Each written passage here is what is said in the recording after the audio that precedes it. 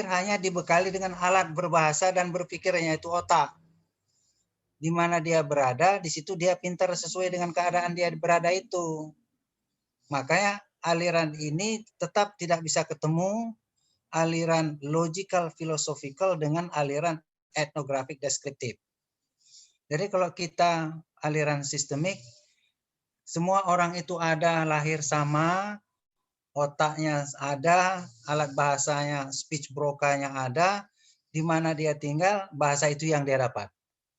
Kalau aliran struktural tidak, begitu dia lahir sudah terbentuk semua katanya. Lalu mengapa terjadi ada dia metafungsi tadi? Metafungsi tadi menurut aliran fungsional grammar, bagaimana paparan bahasa, bagaimana pertukaran bahasa, bagaimana organisasi bahasa, setiap teks memiliki itu, ketiga-tiganya ada tersempurna di dalam teks itu. Kalau aliran struktural yang dibawakan oleh Chomsky dari Amerika itu sudah dibawa oleh manusianya sejak lahir. Tinggal ada, dia tinggal ngeluarin saja kalau dia sudah jadi manusia di bumi ini. Ini kan berbeda aliran tentang nilai bahasa itu kan. Aliran struktural mengatakan bahwa bahasa itu berstrata, stratified. Yang paling hebat apa ya? Bahasa Inggris menurut mereka. Sekarang kita tanya orang Arab, yang paling hebat mana? Bahasa Arab. Sekarang kita tanya orang Indonesia, yang paling hebat mana? Bahasa Indonesia. Itu aliran siapa itu? Itu aliran fungsional. Kalau aliran fungsional itu semua punya bahasa itu punya kelebihan masing-masing, unik. Itu bahasa. Kalau begitu, apa tanda keunikannya? Dia bisa eksis. Bahasa Jawa bisa sama dengan bahasa Indonesia, punya keunikan. Bahasa Jawa sama dengan bahasa Inggris, punya keunikan. Itu aliran sistemik. Akibat nilai sosial tadi, terbentuklah aliran tata bahasa yang berbeda. Aliran fungsional mengatakan arti dulu baru direalisasikan. Aliran struktural mengatakan bentuk dulu baru diartikan. Itu dia. Kita lihat. Ini dia. Ada 7. Nah ini dia. Itu dibaca dulu.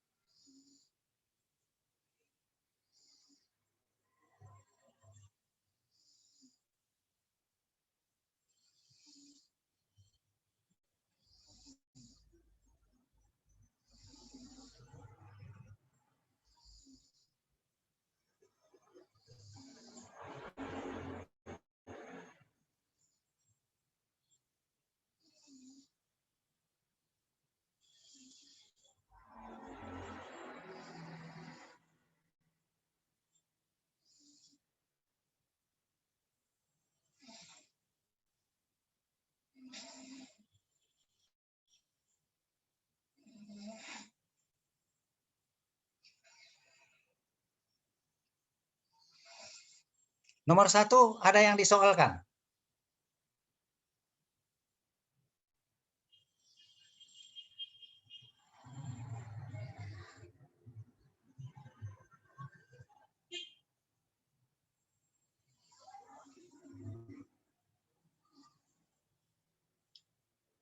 Setelah kalian baca, saya tunggu pertanyaannya ya.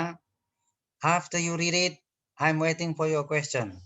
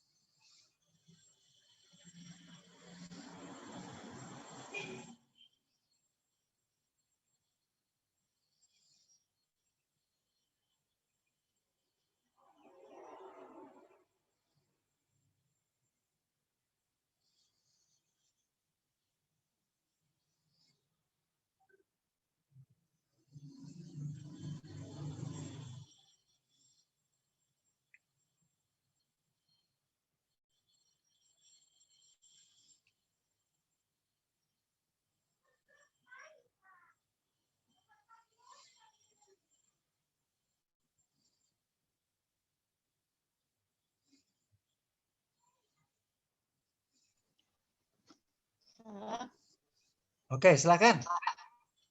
Siapa itu? Wariati lagi. Oke, Wariati. Silakan Wariati. Saya yang ini yang nomor 1 kan orientation itu berarti orientasi logicalnya itu ya. Iya. Yang kalau dari logical philosophical itu dari bentuk ke makna formal kata gitu ya, Sa. Betul. Baru yang etnografik deskriptif itu dari makna ke bentuk fungsional itu maksudnya bentuk fungsional secara struktural atau kontekstual, Sa. Kontekstual. Berarti artinya dulu baru disesuaikan dengan konteks. Iya, betul. Jadi dimulai dari arti baru kita sampaikan kepada orang. Tidak ada arti, nggak ada yang mau kita sampaikan. Itu menurut aliran fungsional. Kalau logikal, dia bentuk dulu baru sampai ke arti. Berarti dia kan bentuk operasional, kan begitu. Itulah aliran ini berbeda. Orientasi artinya ke depan ya. Orientasi itu ke depan, bukan artinya ke depan ya. Iya, ke depan. Artinya dia bergerak ke depannya bagaimana? Jadi caranya kalau begitu bentuk dulu maju ke depan ke arti formal. Kalau dia etnografik, arti dulu baru masuk ke fungsi formalnya. Itu orientasinya ya. Belum paham. Munculnya bahasa menurut aliran itu kenapa kok ada eko-ekonya tuh? Ada gema itu. Ada yang tidak apa itu? Yang hidupkan apa itu ya? Coba. Terjadinya bahasa itu kalau logical philosophical itu dari bentuk di sini artinya tata bahasa. Oh, yes. Tata bahasa bisa disebut dengan lexicogrammar. Lexicogrammar. Iya, itu istilahnya. Jadi bahasa itu muncul dari bentuk baru memberikan arti formal. Itu menurut aliran struktural. Sedangkan aliran fungsional dengan istilah etnografik deskriptif itu dia arti dulu baru muncul bahasanya. Yang mana yang benar tidak bisa dikatakan semua benar 100%. Ada kelemahannya, ada kekurangannya masing-masing dua aliran ini. Aliran formal ini sayangnya dia meninggalkan konteks. Itu nomor 5. Coba lihat itu nomor 5. Sedangkan aliran fungsional dia menggunakan konteks sosial.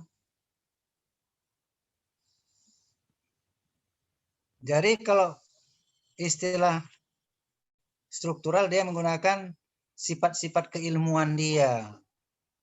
Sementara dalam fungsional dia menggunakan sifat-sifat semiotiknya. Yang terakhirnya datanya data ideal kalau dia struktural. Kalau fungsional dia alamiah. Jadi kalau orang ngomong itu enggak di setel-setel itu. Emang alamnya begitu dia ngomong. Makanya kita tuh ngomong sekarang ini lebih banyak alami dia.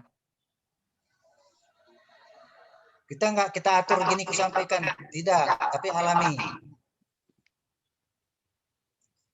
Jadi ketujuh ini harus dipegang kalau nanti kalian meneliti bahasa yang mana kalau pakai fungsional, ketujuh syarat ini terpakai dia. Artinya mencitrakan dia syarat-syarat yang ada pada sistemik.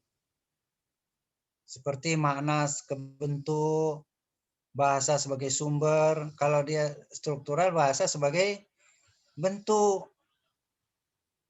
Sudah itu bagaimana secara hubungannya? Sosial, fenomena, sosiologi, dan sosial konteks. Kalau struktural, mind, itu pikiran. saraf, dan psikologi. Grammarnya kalau struktural, logik, dan mengandalkan kalimat. Sedangkan di daerah fungsional dia mengandalkan antropologi dan teks. Kenapa antropologi? Karena antropologi itu kan soal etnis itu kan. Soal orangnya kan. Bukan soal logiknya dia. Kenapa orangnya? Karena ya orang Amerika berbeda pola pikirnya dengan orang Indonesia, makanya dia antropologinya. Lalu di mana dia sentralnya? Teks. Kenapa teks sentralnya?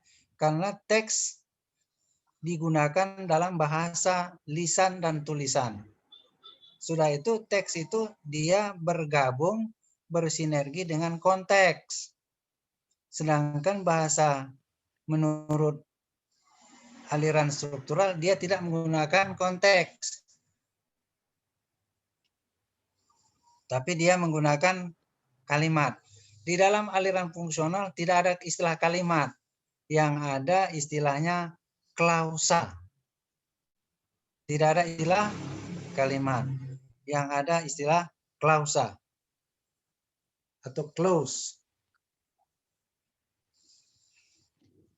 In systemic functional linguistics, there is no terms of sentence, but the terms is in clause. Siapa lagi bertanya?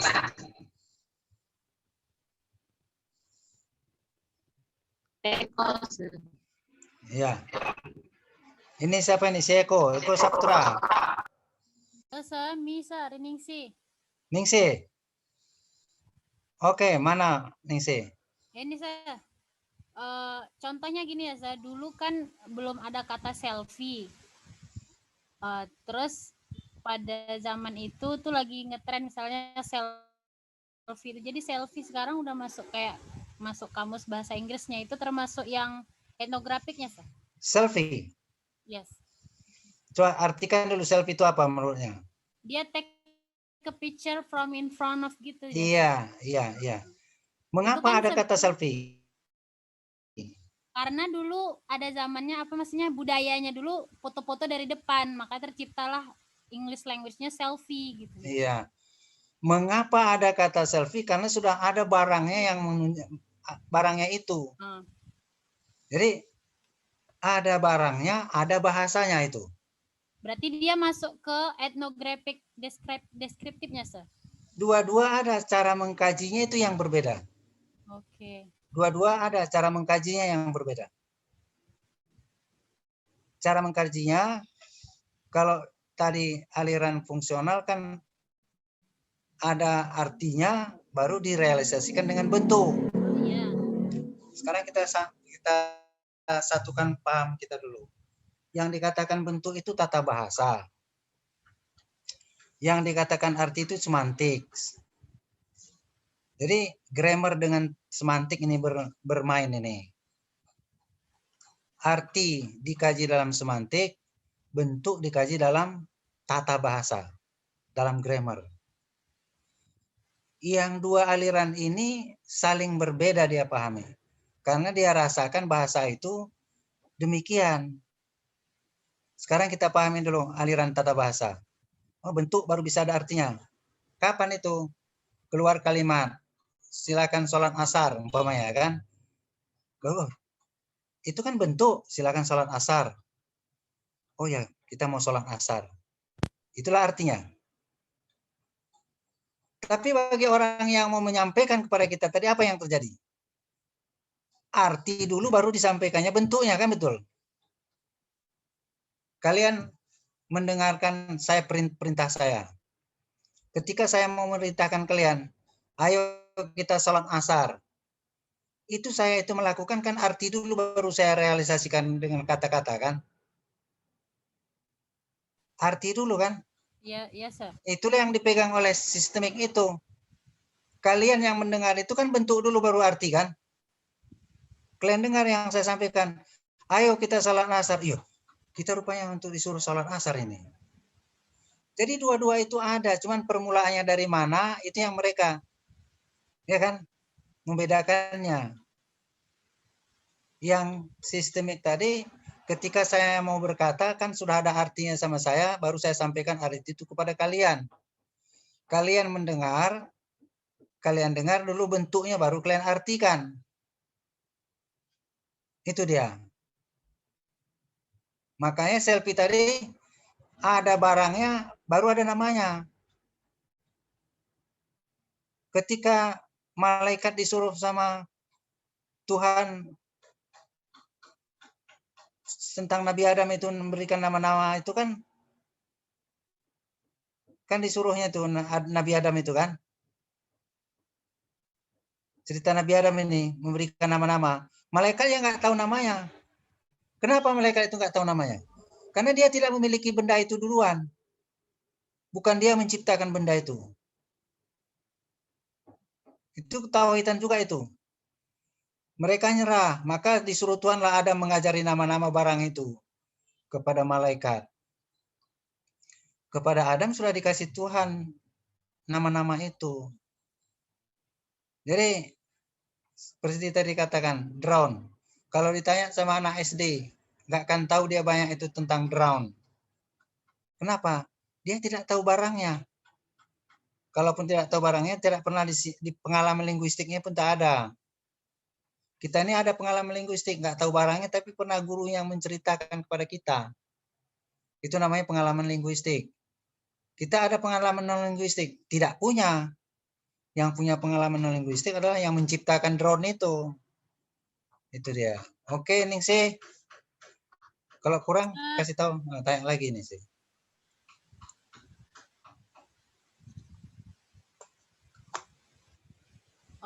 Ini saya mau nanya ini tentang apa ya, penyebutan bahasanya, Sir. Iya. Misalnya gini kan, Sir, kalau dalam Islam itu misalnya sholat gitu kan. Itu sebenarnya karena kan di sekolah kalau mau bilang apa ya, sholat zuhur gitu, berarti dia kayak sholatnya itu diganti ke prayer atau kayak mana, Sir? Oh, itu namanya penggunaan bahasa, itu namanya alih kodenya. Sholat bahasa Arab, prayer bahasa Inggris, namanya alih kode aja. Ada yang bilang misalnya sholat itu nggak boleh dipakaikan kata prayer, itu gimana sih penjelasannya? Di dalam sholatnya nggak boleh kata-kata lain. Oh gitu. Ya kan, dalam azan. Nggak boleh sembahyang itu lebih baik daripada tidur, kan nggak boleh. As-salatu khairum minan naum, ya kan? Itu dalam agama, dalam beribadah. Tapi kalau dalam berkomunikasi, boleh, ayo kita sholat. Boleh-boleh aja berarti ya? Boleh, tapi jangan sedang beribadah seperti sholat tadi.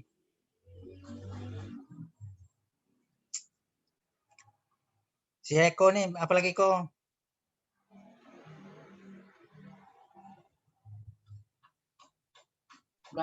Saya cuma rindu sama Sir ini. Sir.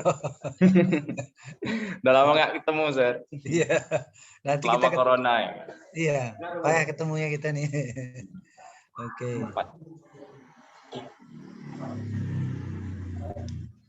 Silakan.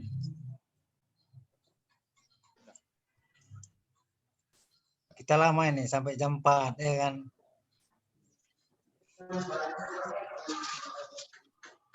Sir, saya mau tanya ini, Sir. Jadi di antara yang dua maksud ini, dua tipe ini, Sir ya. Ini digunakan dalam kehidupan sehari-hari gitu ya, Sir. Dua-dua terpakai. Dua-dua yang terpakai, Sir. Dua terpakai karena ketika bahasa itu muncul, ada orang menggunakan arti baru bentuk, ada juga orang menggunakan bentuk baru arti. Contoh, kalau orang mau mengumumkan, pasti arti baru bentuk kan? Kalau orang mendengar pengumuman, pasti bentuk baru arti kan?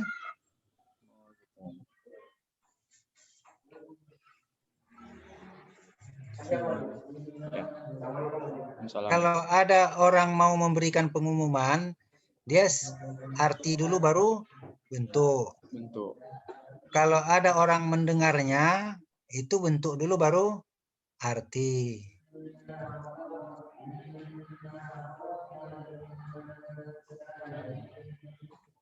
Berarti kalau kita menggunakan kalimat formal itu lebih cocok menggunakan logik gitu, Sir. Yang lebih bentuk dulu baru arti gitu ya. Kalimat formal ini kan memang mengikuti tata bahasa. Ya, ini bahasa baik dan benar kan gitu kan. Tapi apakah sudah sampai kepada artinya? Tentunya sampai karena kalimatnya menggunakan tata bahasa ya kan. Tapi kalimat yang fenomenanya ini, yang logik, yang sosial, ya kan, aliran fungsional ini, dia tidak memandang tata bahasanya. Yang penting sama dia tahu kemana tujuannya. Apa yang membantu dia? Dia dibantu oleh konteks. Jadi nanti ketika suatu saat bahasa formal ini jadi kewalahan. Karena nggak ada konteks. Jadi bahasa secara fungsional, dia tidak menggunakan tata bahasa pun, tapi dipahami karena ada konteks.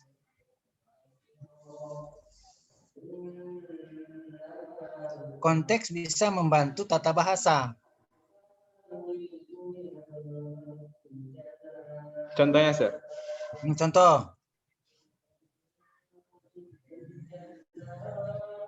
Siapa makan kolak tadi pagi? Berarti kolaknya udah habis gitu, Sir ya? Ya, siapa makan? Cukup dijawab dengan saya. Muncul kata saya bisa dipahami nggak kalau nggak ada konteksnya? Nggak bisa kan? Nggak bisa.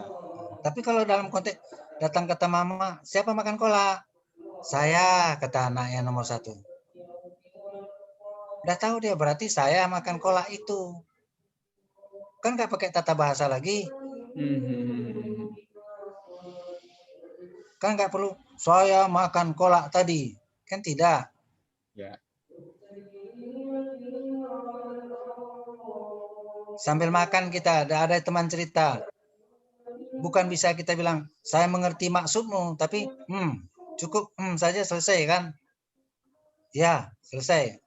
Oh, selesai. Kalau pakai tata bahasa terus yang formal, berapa capek kita berbahasa ini. Padahal bahasa itu esensinya bukan membuat kita capek, tapi membuat kita senang dan rileks. Iya. Jadi ini ada kelemahan masing-masing dan ada kelebihan masing-masing. Makanya semua dua-duanya digunakan gitu, Sir ya. Dua-dua kita gunakan. Lalu kalian kalau mau nanti menguasai, yang kalian kuasai yang mana? Yang logikal ini yang pertama terbit dulu, yang fungsional ini kan belakangan. Karena fungsional inilah yang lebih laris, terutama sekarang kurikulum 2013 kan fungsional. Ya. Jadi kalau kalian mau ngajar di sekolah, nggak pakai kurikulum 2013 itu fungsional dia.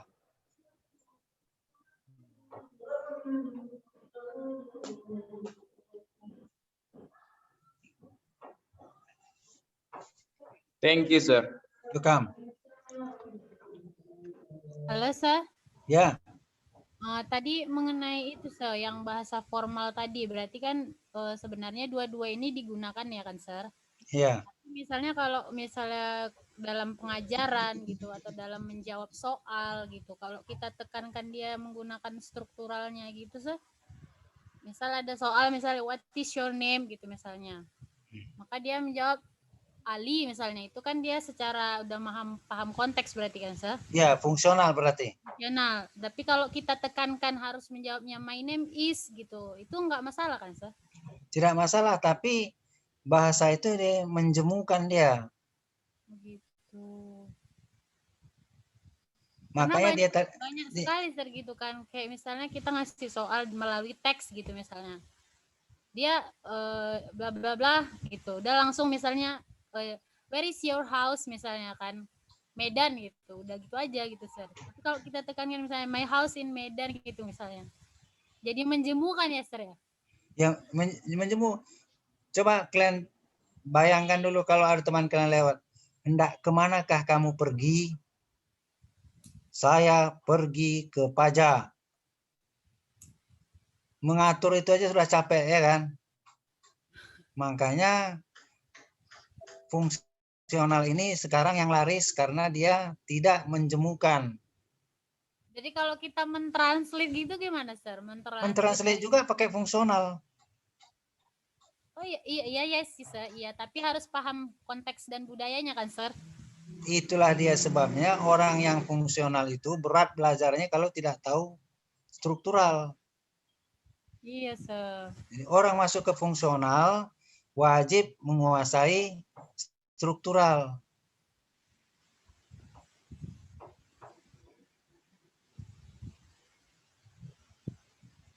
Berarti sah-sah saja kalau misalnya kita mengajar itu sesuai fungsional ya sir. Ya, sekarang ini yang dipakai kan bukan tata bahasa struktural kan? Iya sir. Tata bahasa fungsional karena kurikulum 2013 itu adalah fungsional. Kalau Ningsi di sekolah nggak pakai kurikulum 2013 sir. Kurikulum berapa? Dia sistemnya pesantren KMI gitu namanya sir. Kurikulumnya itu Kuliatul Muallimin Al-Islamiyah sir. Ya, tapi dia kan mengadop yang mana? Dia kayak memang harus komplit gitu, struktur sama fungsional juga sih sir sebenarnya. Berarti diadopnya dua-dua. Tapi kalau misalnya saya nih kayak sebagai guru gitu kan maunya kan ada kayak ujian lisan itu namanya kan sir. Iya. Face to face. Kita kan maunya itu kayak ada attitude di situ disampaikan. Kalau misalnya menyampaikan secara fungsional, Susah. kalau yang struktural juga kita tekankan nggak apa-apa kan sir? Iya. Bisa dicontohkan? Gimana sir? Bisa dicontohkan? Oh gini, misalnya kalau ujian itu kan ada sistemnya dua. Satu yang lisan, satu yang tulisan gitu. Nah, ujian lisan itu dia satu-satu kayak interview gitu, sir. Iya. Jadi nanti misalnya kalau kita tanyakan what is your name, how are you today, sebenarnya bisa aja sih dia jawab fine gitu ya kan. I'm kelas 3 gitu misalnya kalau kita tanya kelas atau nama gitu misalnya kan. Tapi kalau kita tekankan maksudnya oh harusnya tuh begini gitu strukturnya. Ya. Umpamanya what is your name? Dia ada yang jawab misalnya gini, Putri misalnya gitu. Itu kan kayak apa ya rasanya seperti kurang baik attitude-nya gitu loh, Sir. Yang tersimpan dalam otak dia kan my name is Fitri. Iya, Sir, benar. Itu yang dia simpan kan. My name is itu dia simpan kan. Tapi dengan tujuan kadang yang di dalam pikiran dia mungkin entah penyebutannya atau apa, tujuan kita adalah menekankannya penyebutannya sih sebenarnya, Sir. Kalau begitu dua-dua ini yang aliran struktural, ini yang aliran fungsional. Yang fungsional itu titiknya itu dia tidak ungkapkan my name is-nya itu tidak.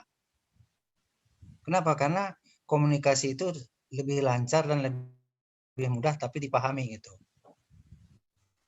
Kayak bahasa Arabnya juga gitu, Sir. Misalnya kan mas muka gitu. Bisa aja dia sebut misalnya topik atau apa. Tapi kalau ketika dia jawab kayak fungsional itu kayak kurang, nanti kita nggak tahu apa yang benar yang dia pikirkan gitu. Maksudnya penyebutannya kita untuk apa ya namanya? Iya. Kayak memberi apa ya istilahnya membiasakan agar oh seperti ini yang benarnya itu ini gitu. Bisa terbayang kalian kalau banyak yang bicarakan sampai begitu, agak capek dia. Terus iya sih, seperti ya. itu. Sebenarnya iya menjemukan memang.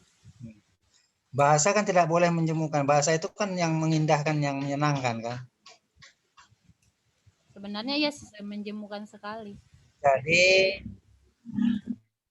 itu namanya halo, ada namanya embedded clause. Embedded clause itu dimiliki di fungsional. Kalau aliran struktural tadi dia tidak simpan-simpan, tapi dia ungkapkan seluruhnya.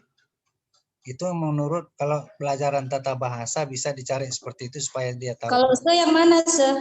Kalau aliran mana, Sir? Saya fungsional. Saya S1 sampai S1 saya struktural. Berarti kan aliran fungsional ini lebih pendekatannya ke komunikasi itu ya dipakai, Sir. Pertama, kedua dia budaya karena dia sosiolinguistik dia. Kemudian kalau di aliran struktural itu lebih ke teori dan writing ya, Sir. Dan writing juga bukan Dan begitu. tata bahasa kayaknya ya, Sir. Ya, dia Tata kaku. bahasa ya, Sir. Ya, dia kaku. Jadi aliran struktural itu kaku dia. Kenapa dia kaku? Karena dia tidak ada konteks. Makanya tadi, what is your name? My name is Budi. Konteks seharusnya kan sudah siapa namamu? Nama saya Budi. Kalau konteksnya ada, cukup kata Budi. Tapi kenapa kata Budi? Karena yang disimpan nama saya, my name is. Jadi orang yang sistemik harus mengetahui struktural dulu. Nanti kan ini 2 pertemuan, 3 pertemuan nanti kita udah masuk kerja kita nih, kerja menganalisis data kita. Ini kita baru dasar ini sekarang, dasar. Artinya apa sih perbedaannya? Kenapa sistemik? Kalau kalian masih masuk di struktural, kita berarti udah ketinggalan. Artinya ketinggalannya orang sudah tidak lagi di struktural bergerak, tapi orang sudah masuk ke sistemik. Pemerintah pun sudah menganjurkan kurikulum 2013 itulah sistemik. Fungsional itu.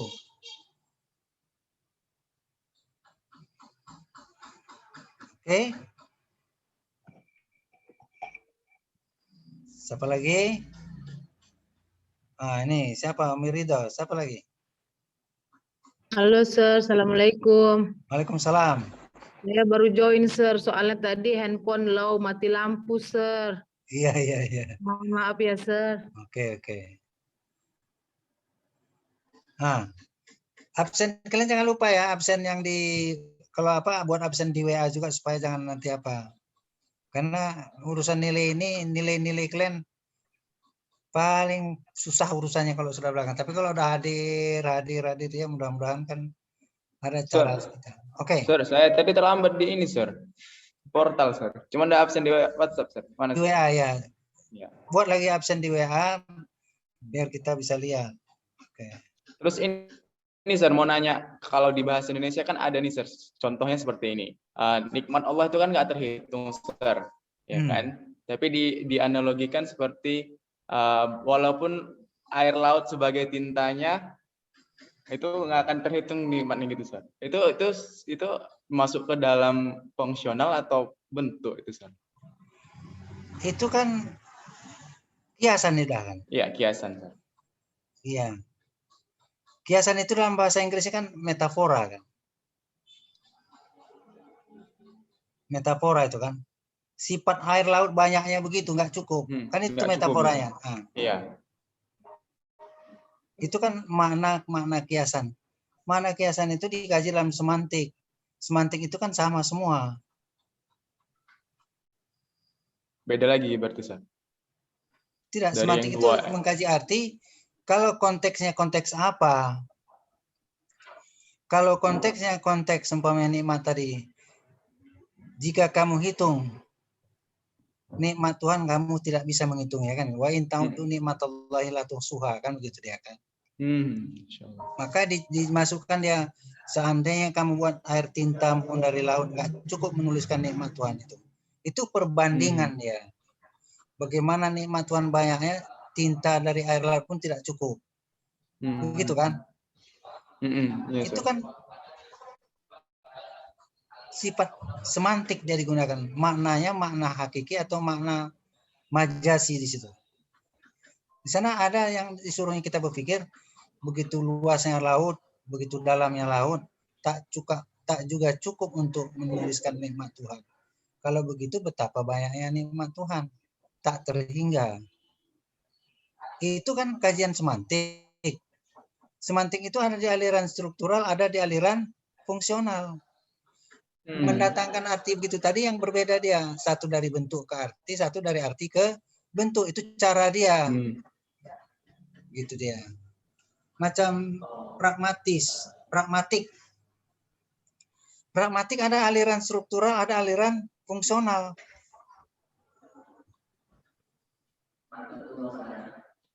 Ada alirannya itu. Contoh-contoh yang ada tadi yang dibahasnya sesuai analisis struktural, pragmatik struktural. Macam saya mau ngajar analisis wacana di bahasa Indonesia. Saya tengok buku teksnya, analisis wacananya model aliran struktural. Tidak sama dengan aliran fungsional. Cara menganalisisnya beda. Jadi karena beda jalan geraknya, maka analisisnya pun berbeda. Nanti kita menganalisisnya, ya kita coba dari aliran strukturalnya begini, aliran fungsionalnya begini. Gitu. Berarti yang Terus? dari yang dua ini gimana, Sir? Jadi masuk ke mana dia? Fungsional ya? Yang tadi? Yang tadi? Dua-dua bisa membahas, itu ayat Quran. Wa in ta'uddu ni'matallahi la tuhsuha. Itu ayat Quran. Semantik dulu, semantik struktural sudah membahas itu. Kalau sudah ada di struktural, pasti ada di fungsional. Kerjanya yang berbeda. Lalu artinya bisa sama? Bisa. Kenapa? Bisa sama. Ya karena makna itu kan rasa kan. Makna itu rasa kan. Mengapa ada orang menangis? Mengapa ada orang tertawa? Karena rasa. Rasa apa? Rasa bahasa. Dari mana? Dari makna. Oke. Ada lagi yang kurang apa?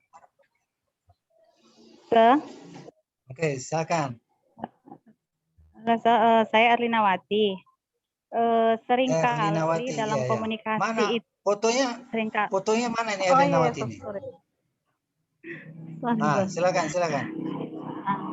Seringkali kan dalam komunikasi itu kan antara pertanyaan dengan jawaban itu tidak sesuai, tapi bisa dipahami. Contohnya seperti ini. Seorang ibu misalnya memanggil anaknya, Budi.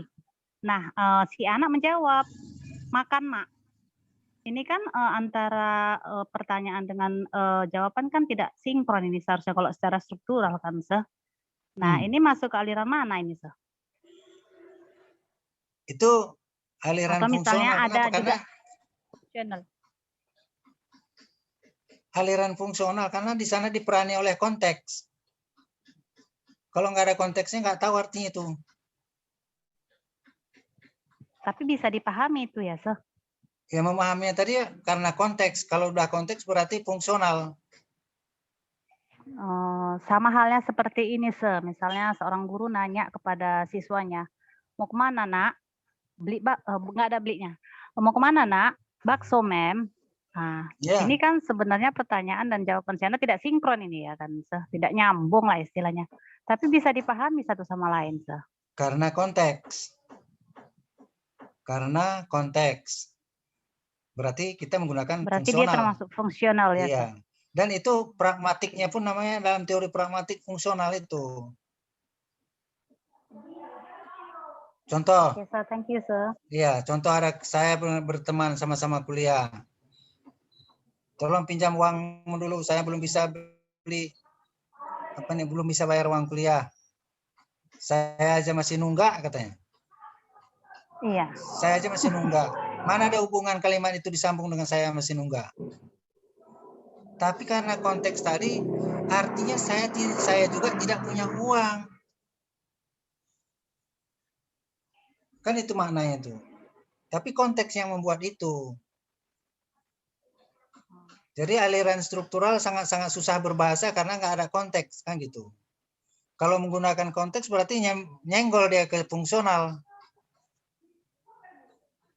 Makanya pragmatik itu rata-rata dia dikuasai oleh fungsional karena dia menggunakan konteks. Kalau struktural ini, aliran struktural berarti ini sangat ribet ya menurut saya. Selain itu juga sangat menyita banyak waktu. Contohnya saja misalnya seorang ibu pergi belanja. Kalaulah dia menggunakan struktural, ini mau 1 harian ini dipajak ya, Susah dia, susah. Ya, berapakah harga cabai sekilo? Harga cabai sekilo 15.000. Iya, nggak bisa lagi. Berapakah harga bawang sekilo gitu ya, satu-satu ditanya dia ya, Harga jadi mau bawang 1 harian dia sekilo. dipajak. Ya, 20.000. Oke, berilah saya sekilo. Berapakah harga tomat sekilo gitu ya, Iya. Nggak pulang-pulang dia, Iya. Contoh lagi.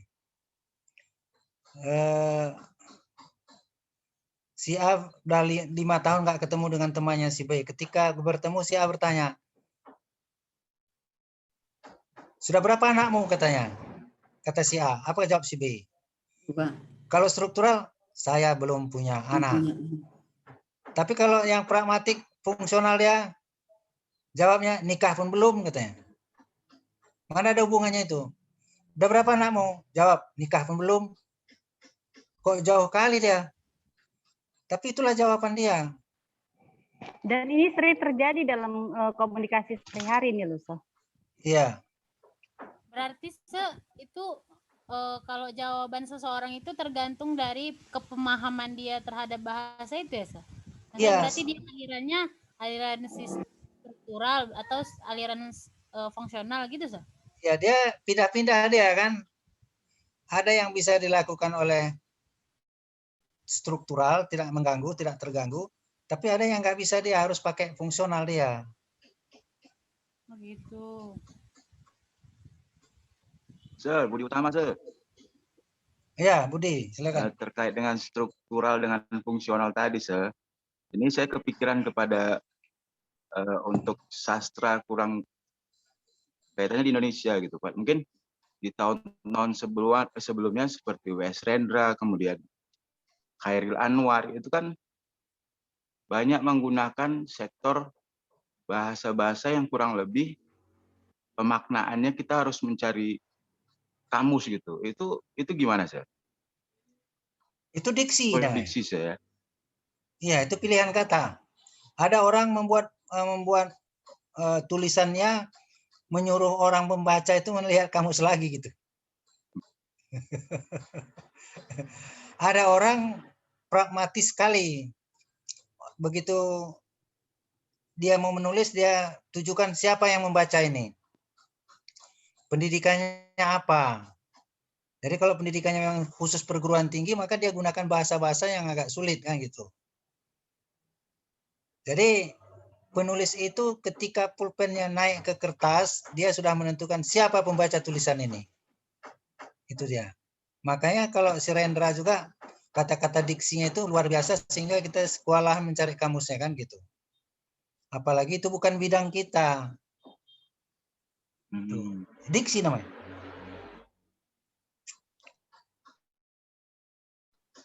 Sekarang diksi di dalam fungsional kan banyak istilah-istilah yang baru sama kalian. Dalam teori fungsional ini banyak istilah-istilah yang baru yang kalian harus meminta kamus. Rocky Gerung tuh, Sir. Tentang penistaan itu kan berawal dari kata fiksi, diksi, dan yang dia berkaitan ranahnya tentang akidah gitu. Ini kurang lebih seperti itu. Lahirnya kepada konteks sosial tuh, Sir. Iya, jadi begini.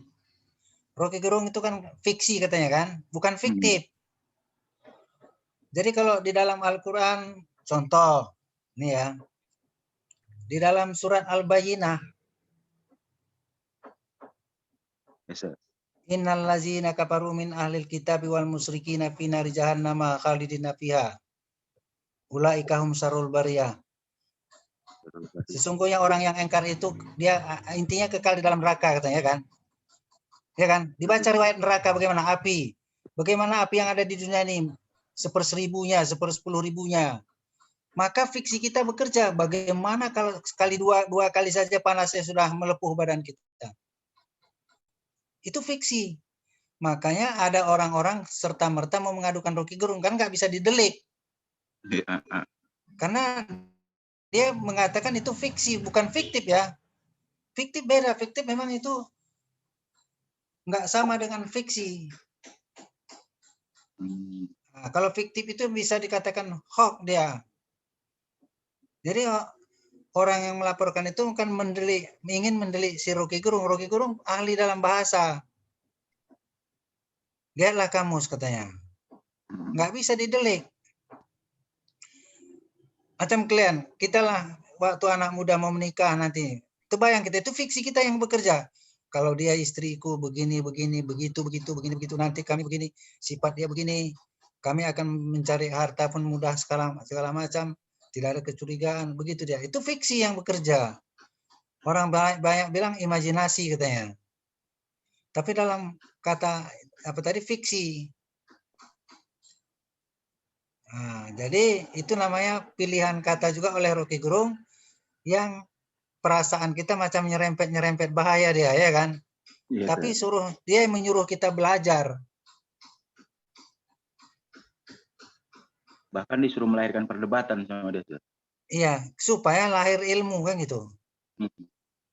Debat itu kan mencari diskusi dia kan, bukan debat mencari menang.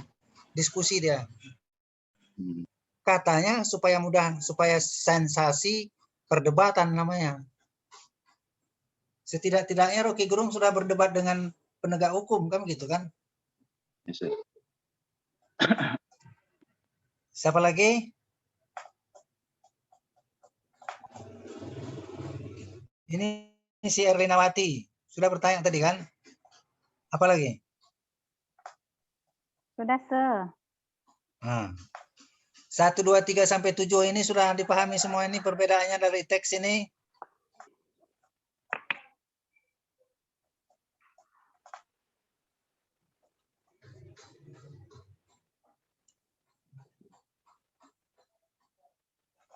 Siapa lagi bertanya?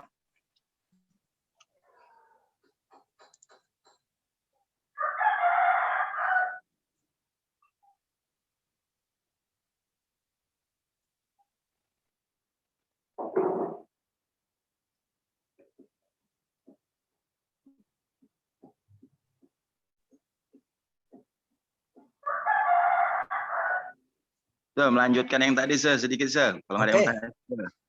Ini terkait dengan dimensi sosial yang berkenaan dengan bahasa, nih, ini sekarang kan lagi marak-maraknya tentang fungsional dan struktural itu yang tidak dimaknai secara proporsi, sehingga lahirlah yang sifatnya mungkin multi tafsir. Seperti belakangan ini case yang terakhir pengaduan ke Mabes Polri tentang tentang mimpi, hakikat sebuah mimpi gitu, yang dikait-kaitkan dengan klausul makar. Yang satu lagi, ini definisi yang sering ditabrakkan tentang kafir. Kemudian definisi yang ditabrakkan tentang non-muslim dan lain sebagainya. Jadi merujuk pada hal tersebut, ini kan kalau kaitannya ketika kita lihat siswa yang pada saat ini kita ampuh, ini kan menimbulkan ambigi tersendiri, Itu menurut gimana, pencerahan, Iya. Sebenarnya pemanaan itu macam mimpi. Kenapa orang tuh mengadu ke penegak hukum? Penegak hukum pun belum bisa menetapkan pengertian mimpi, kan susah jadinya. Mimpi itu kan buah tidur itu kan, bunga-bunga tidur itu kan. Yes, Pernah kita katakan, saya mimpi sama nenek saya dulu. Saya mimpi sama orang tua saya lah, dia sudah meninggal. Mimpi itu dimaknai dulu, baru bisa dijadikan apakah dia melanggar hukum atau tidak. Saya mimpi dengan Rasul, kenapa rupanya? Saya mimpi dengan setan, nggak masalah, kenapa? Karena bunga-bunga mimpi. yang bisa menjadi takbir mimpi itu benar itu adalah Rasul. Itu memaknai mimpi. Seperti Nabi Yusuf dulu ya kan, kejadian pada Nabi Yusuf. Tapi kalau sekarang ini mimpi dijadikan delik hukum. Pasalnya kita tidak bisa memaknai mimpi jadinya.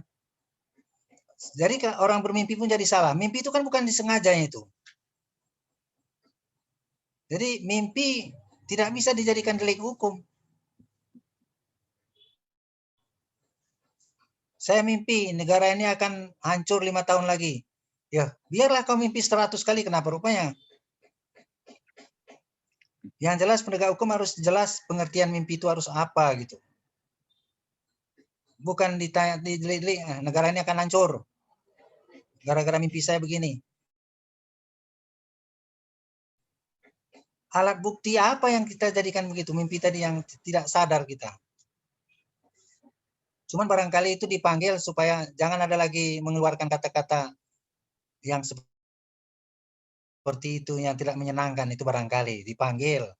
Hak polisi untuk memanggil itu, tanya. Verifikasi Nanti lah gitu ya. verifikasi 1-12 jam diperiksa sana. Itu kan hukuman juga itu. Hukuman itu dipanggil polisi aja orang gemetar. Padahal yang ditanyai ketawa-ketawa dia nanya. Kita 1 jam lagi mau dipanggil, kita sudah datang. Diperiksa suka-suka dia di sana sampai 6 jam, 7 jam, sampai 13 jam. Akhirnya orang nggak mau ngomong. Berarti menghambat harga demokrasi. Di situ ada juga harga demokrasi terganggu itu. Kenapa? Akibat kebodohan atau pura-pura bodoh. Masa gara-gara mimpi dipanggil? Siapa yang bisa mengatakan mimpi ini jadi kenyataan benar? Siapa menjamin itu? Kan nggak ada itu.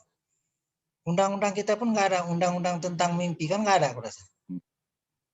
Pasal berapa undang-undang mimpi itu? Nggak ada, aku rasa kan. Belum ada kan. Karena orang menceritakan mimpi itu kalau di pasal-pasalnya mimpi itu sudah kelewat dia, sudah nggak jelas lagi orangnya pun itu.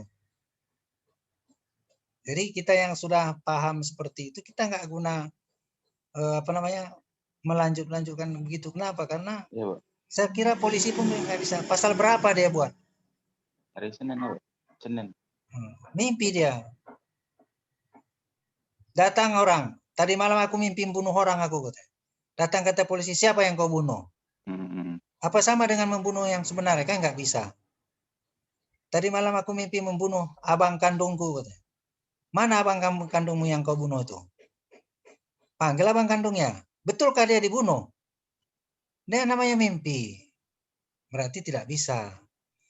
Itu hanya gejolak sosial itu bisa dinaikkan, bisa diturunkan. Akibat kita yang kurang memahami saja.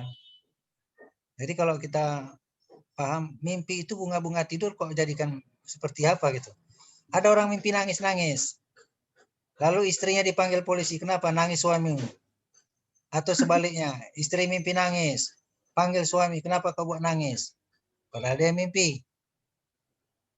Kan begitu. Jadi mimpi, kalau menurut saya dah terlalu kali kalau itu dipasalkan, dibuat jadi pasal. Mudah-mudahan saja penegak hukum tidak melakukan. Oke.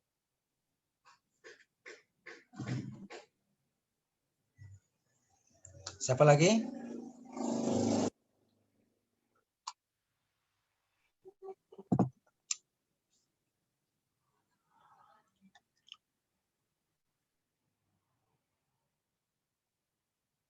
Ini yang saya tunjukkan sekarang ini pertemuan kedua, aliran grammar dalam Systemic Functional Linguistics.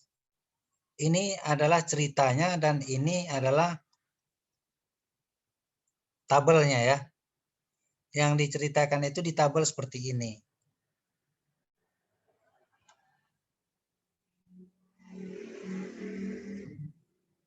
Ini dulu yang kita bahas. Nah, ini dia.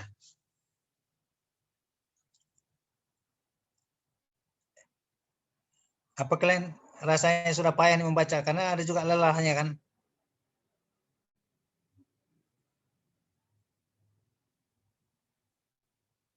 Ini dulu. Hadirnya fungsional. Ya. Hadirnya aliran fungsional didasarkan kepada pendekatan. Ada 3 pendekatan. Pertama, pendekatan tentang kajian bahasa. Nih. Jadi yang pertama ini kajian bahasa didasarkan pada prinsip bahwa bahasa itu terstruktur dalam menanggapi kebutuhan orang atau makhluk sosial. Itu bisa dipahami. Bisa dipahami? Ini asumsi apa pendekatan ya, pendekatan.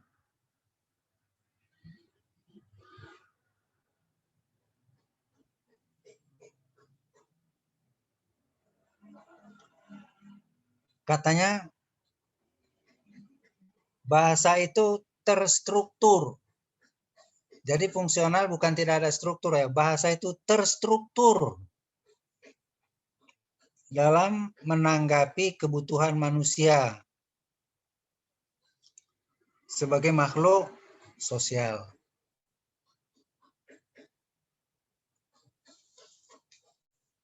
Yang kita sampaikan barusan tadi terstruktur enggak bahasa kita? Bahasa kita sudah terstruktur karena merespon kebutuhan kita. Kita menyampaikan hajat kepada orang lain. Bahasa kita terstruktur untuk memenuhi kebutuhan kita.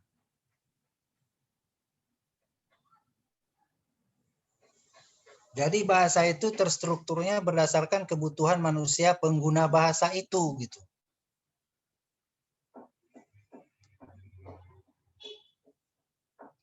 Itu aliran pertama, apa pendekatan pertama. Pendekatan kedua,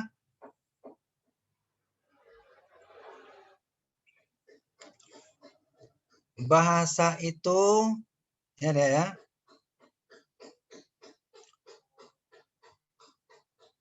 mempertahankan konsep bahwa manusia menggunakan bahasa untuk memenuhi 3 fungsi.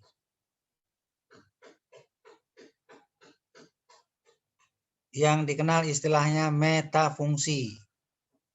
1, memapar pengalaman. 2, mempertukarkan pengalaman. 3, mengorganisir pengalaman.